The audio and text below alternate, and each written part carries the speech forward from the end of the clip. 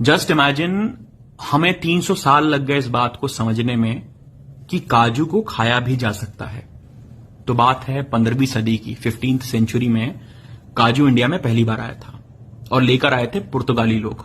जो पोर्चुगीज लोग थे वो इंडिया में काजू को लेकर आए थे और उनका जो प्राइम पर्पस था काजू को यहां पर लेकर आने का, वो खाना नहीं था, वो था जो सॉइल इरोजन होता है उसको कंट्रोल करना, उसको प्रिवेंट करना। मिट्टी के कटाव को रोकने के लिए वो काजू को प्लांट करते थे।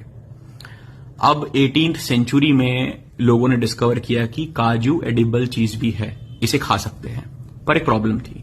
प्रॉब्लम ये थी कि जो काजू है, जो रॉ काजू होता है, रॉ काजू के पूरे आसपास एक पतली सी लेयर होती है, थिन लेयर, ट्रांसपेरेंट लेयर होती है, जो कि पॉइजनस होती है। उसको प्रोसेस करके खाना बहुत लेंदी प्रोसेस था। एक इस चीज को सॉर्ट करते करते करते करते और कमर्शियलाइज करते हुए 1920 में आके ये चीज कमर्शियलाइज हुई कि काजू को प्रोसेस करके उसको पूरा दुनिया भर में डिस्ट्रीब्यूट किया जाने लगा।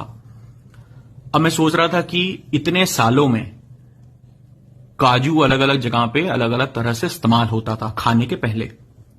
फॉर एग्जाम्पल साउथ इंडिया में काजू का इस्तेमाल होता था टर्माइट्स को दूर रखने के लिए।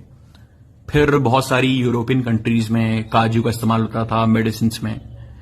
अमेरिकन इंडियन जो ट्राइब थी वो अपने घरों को बनाने में काजू की छाल का इस्तेमाल करती थी ताकि कीड़े मकोड़े दूर रहें। तो इतने जो 500 साल का पीरियड था, 500-300 साल का पीरियड जो था करीब करीब, उस दौर में काजू ने अपनी अलग अलग कैपेबिलिटीज को अनलीश किया। पर काजू जाना जाता है किस चीज के लिए कि उसे खाया जाता है, कि हम उसे खा सकते हैं। वो जाना किसी और चीज के लिए गया, जबकि उसका मल्टीपल यूटिलाइजेशन हुआ अलग अलग जगहों पे। तो मैं सोच रहा था कि इंसानों के साथ भी ऐसा होता है, हम शुरू किसी और मकसद से करते हैं लाइफ को, कुछ और सोच के करते हैं, फिर अपनी कैपेबिलिटीज को अनलीश करते करते करते इन दी एंड हमें जाना किसी और चीज के लिए जाता है।